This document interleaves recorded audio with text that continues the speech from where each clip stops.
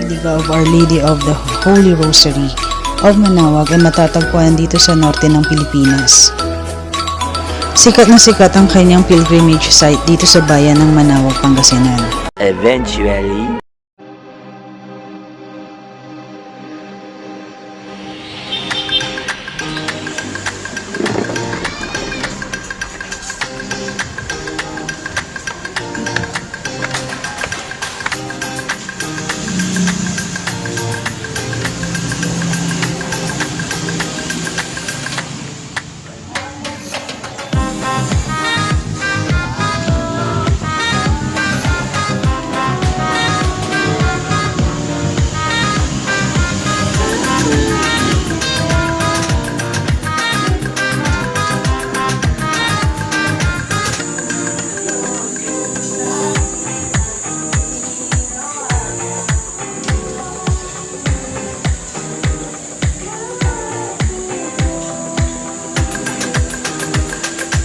Dahil late na kami nakapunta ng Manaoag, late na rin kami nakapagtanghalian.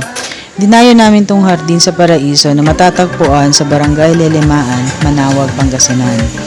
According sa waiter na nakausap namin dito, matagal na daw tong kainan, mga 13 years.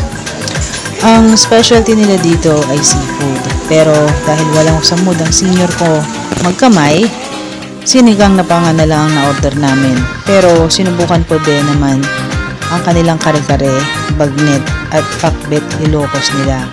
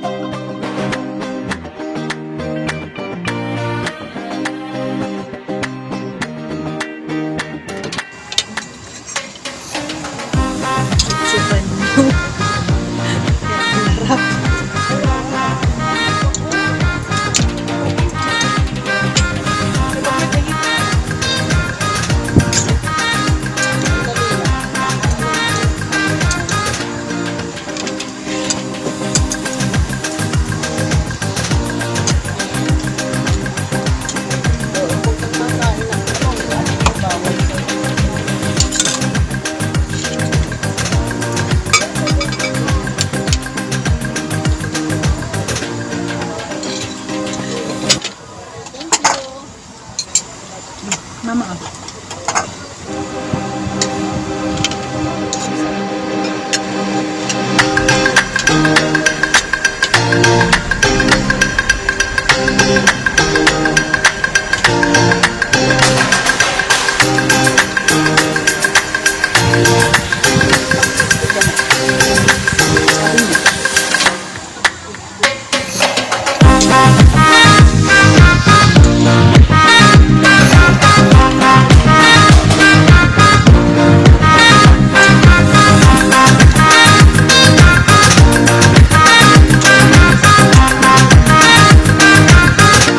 Maganda ang ambience ng lugar. Merong lugar para sa malaking group of people at para sa iinan lang.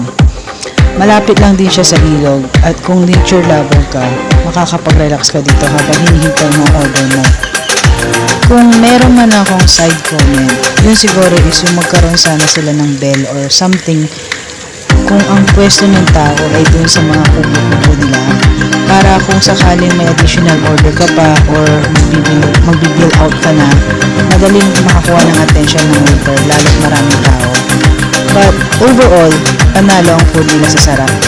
Bigla ko tuloy naalala ang cherries ko yung nasa Manila pa.